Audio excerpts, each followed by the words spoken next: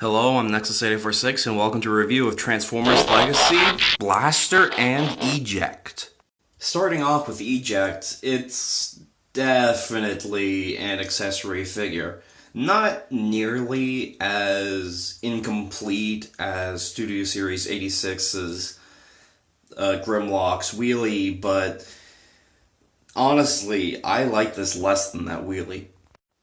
Next to Rumble here, you can see that it's definitely Micromaster size, which, yeah, I would have preferred it if instead of this coming with the figure, there was just a 4-pack or more of Blaster's cassette guys.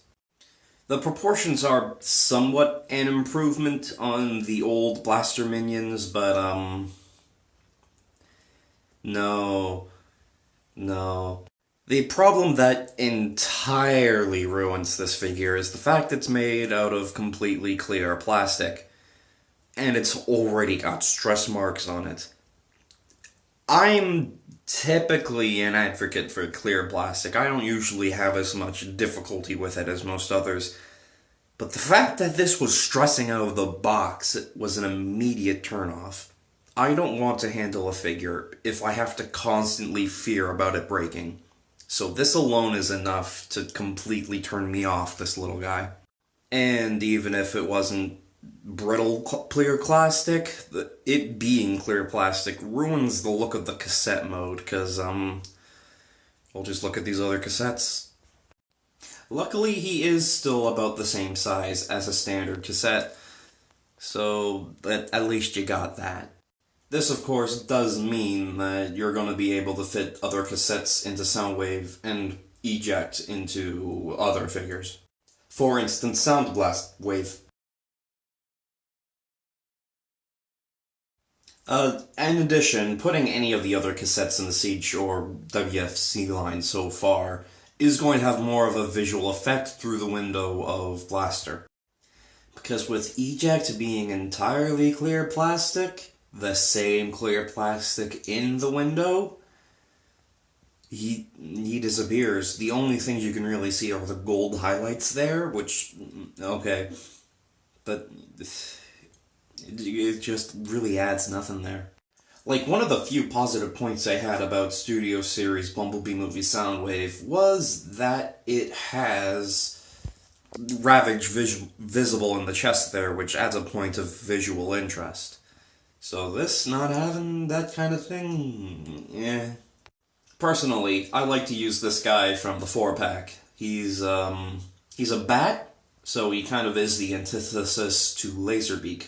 I do hope that Monday we do get Blaster's other cassette tapes. Finally, moving on to Blaster proper, he does cut a pretty clean cassette player mode, or I guess boombox. I am especially happy to see all the visual differences between this and the original G1. It's not afraid to take some risks, and it still looks good for what it is. However, I am gonna have to concede the fact that the G1 has a cleaner looking backside to it, but yeah, okay. Though something a bit more interesting is that the screw holes in the back of the shoulders on the G1 looks like they've been reimagined into these ports here on the back of the cassette player. Nice. However, I don't know. I like the fact that the G1 Blaster had an asymmetrical tape deck there. It wasn't exactly in the center. The uniqueness of that did kind of, I don't know. It's odd, and I like odd a bit.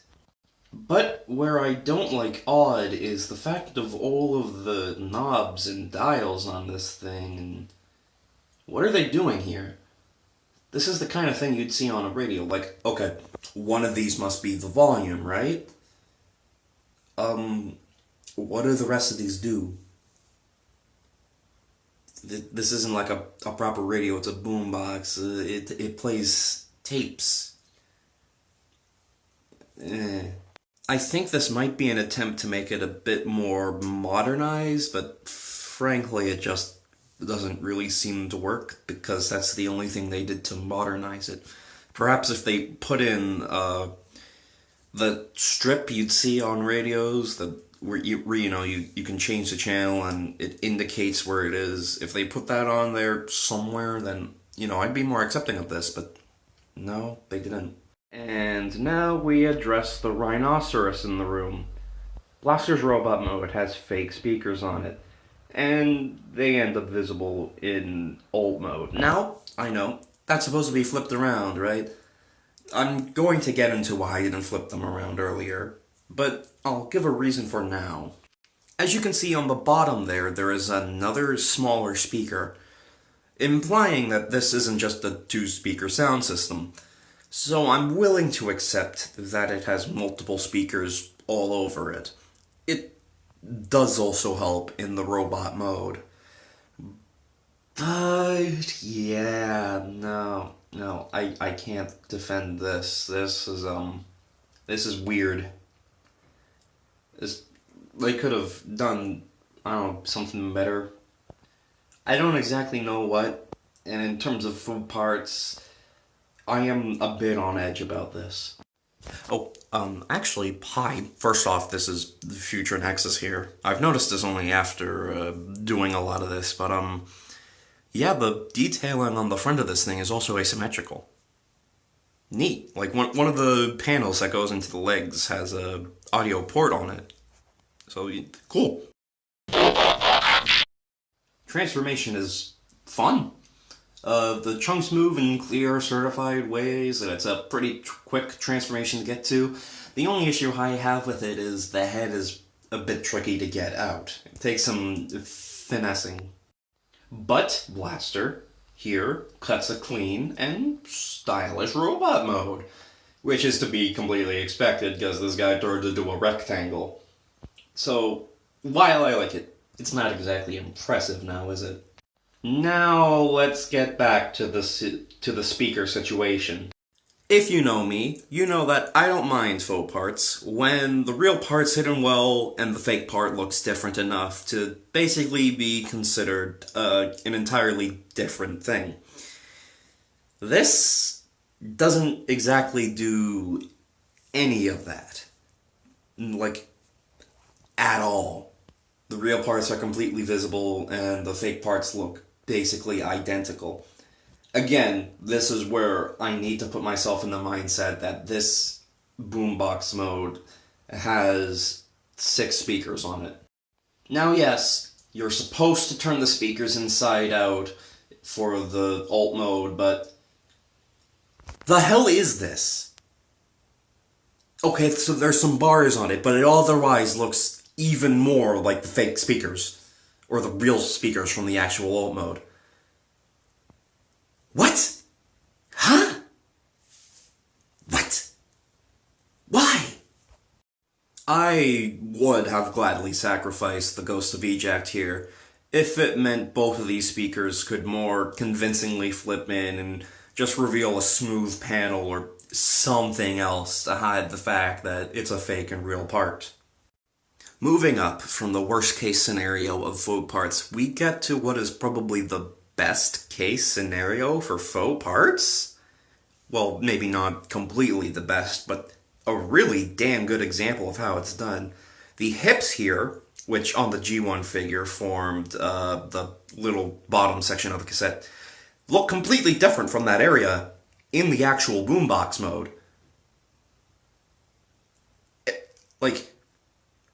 So it makes sense that it's not forming that area, and they redesigned something from G1 to make a better figure?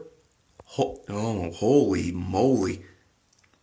This makes up for the little speaker situation in the bottom there. The only unfortunate thing from this scenario is that it ends up as a butt flap, which I don't really care about. It's a butt flap. It's not like it's jutting off at an awkward 90-degree angle. And, it doesn't look terrible. Coming up to the torso section, inside the tape deck, there is detailing to suggest the mechanism behind playing tapes. And it's all cast in red plastic and is barely visible. So, thanks for the attempt. Wish there was some paint in here to highlight it, or at least allow the tape door to move a bit more so that I can get in there. Because this detailing is pretty similar to what they did for Siege Soundwave, and I was able to get in there to put in some paint and really highlight all this mechanical detail in here, which is very nice to look at, may I add. But even with Soundwave having all that nice reflective shiny paint, it's not exactly entirely visible when the tape door is closed, so... Coming to the arms, there's various sculpted detail meant to look like details from the G1 figure, instead of the animation. Like, a lot of the figures in the Kingdom and from the last few years, even going up to Legacy, have been striving for super G1 accuracy to the cartoon, honestly, to a fault. But this is incorporating toy details, it's doing new shit. This makes it so much more of an interesting figure to me. But then the head sculpt brings us back down to depressing reality, going for very much cartoon accuracy, which, I mean, okay, Blaster had a bit more unique of a head in the show, so I can like this. But, okay, I've been silent about this for far too long. The expressions on all these figures... Give them some kind of facial personality, please, for the love of God! Each of them just looks stoic and flat-faced, like, give him a little smirk there, huh? Just mold up that corner of his mouth just a little bit. Otherwise, yeah, no, the face doesn't really do anything for me. Coming to the back, we can see a lot of sculpted detail, including kind of what looks either like kind of batteries or even a jetpack, and a shitload of 5mm ports. Huh? Like, over the past Kingdom line, these have become so scarce on figures that I honestly figured they were dropping the whole gimmick. But here, this is the most of these ports I think I've ever seen on the figures. With like 5 of them on the back here, or at least facing backwards. So here he is, working with a bunch of weapons. You can plug anything onto him. Huh. So, I guess we're not getting rid of this gimmick with the new line? One of these ports also allows you to give SSBBM Soundwave's shoulder gun to Blaster, who is a figure that deserves it way more. Articulation-wise, head is on a ball joint for all your ball joint needs. Arms don't go out 90 degrees. A bit disappointing, but it's better than having stupid arms. Full arm rotation. Bicep swivel. Over 90-degree elbows. And you can use this joint from the transformation. This means Blaster is able to push in his own button, which pushes in horizontally, by the way, it doesn't go down. And yeah, the whole situation in that area is a little bit awkward, but still functional. And this means that he can be ejecting his tapes just like Soundwave. I said, just like Soundwave. Waist rotation. Butt flap moves up. Leg kick front to back. Thigh rotation. 90-degree knees, and do I really have to cover all this? Oh, right, also the hips go out, you know, like on every other figure that exists. Ankle pivot, and toe bend. Oh, and then also, untabbing and rotating down one of the handles allows you to get more support for some poses, which has actually been very useful for a lot of the animating with this guy. So, yeah, okay, nice. Overall, articulation is completely bog standard. There's nothing notable here. Well, except really kind of the way the elbow works, and even then, completely, it's normal articulation for a Voyager. Of course, articulation is nothing without accessories. Blaster here comes with a blaster. And, yeah, it's a decent looking blaster. What I've come to learn is a whole plug for earbuds that came with the original Micro Man, whatever it was, the original toy that was imported and repainted into the G1 Blaster toy, had earplugs that could plug into the gun and wrap around the stock handle there and plug into the sides, which left this big old hole in it. This here has been reimagined into a 5mm port, which removes a bit of the uniqueness from the gun, but also makes it look more like a standard issue blaster. Otherwise, much of the details have been recreated, but also reimagined to not be exactly as they were on... Oh my god, this figure's doing G1 things, but it's reimagining them. This is so alien of modern figures. It's insane. The port on the gun also allows you to plug in other weapons because, technically speaking, this is a WFC figure and, that was the gimmick. It's also kind of translating into Legacy where they all have a bunch of extra weapons and they all plug in and combine together into stuff. This also technically allows you to plug in the Ghost of Eject onto it if you have the right blaster connecting kind of thing, and, okay. Untapping and rotating down the handle on his leg also reveals a 5mm peg. Once again allowing you to plug in the Ghost of Eject onto his leg, and he kind of looks like an image on Parasite, sucking out some of that sweet, sweet, glowy blue juice. But I'm getting off track. The articulation combined with the weapon allows for some fantastic poses.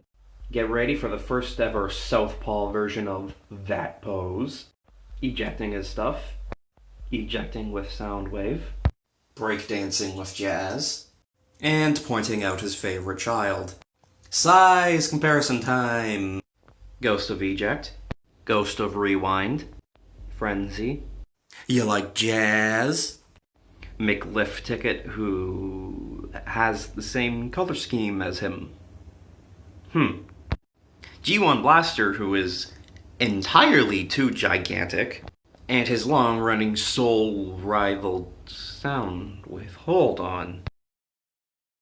Okay. Don't look a gift horse in the mouth. I like that it's big. I like getting a big figure.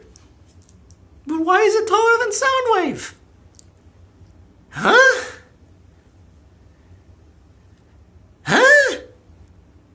Okay, so I guess this is a G1 toy thing, because the G1 Blaster was frickin' massive. But why is he taller than Soundwave here? I thought they were doing the show scale. I mean, why can't we get a big sound... Wait, small is good. Small is good. Small is very good. Overall, Legacy Blaster is a good figure. While his articulation is nothing to sneeze at... oh, excuse me. His detailing, the risks it takes, and the interesting nature of how he looks is enough to get me to recommend him. Overall, I do say, good. Him good. Don't get this for Eject, though. Just no. Just no. Like, I'm sure Eject, like the base mold design they've got there, it would have been fine if it was a dull clear plastic. But the fact that it is makes me not want to goddamn touch it! So, yes, that's it. That's my thoughts. Cool. Greetings, my name is Optimus Prime. I bring you this message to say that I hope you enjoyed this video by Nexus 8846 Productions. If you did, please be sure to leave a like, comment, and to subscribe with notifications on to let us know you did, and to keep up to date on future awesome content. And until next time, my fellow Autobots, transform and roll out!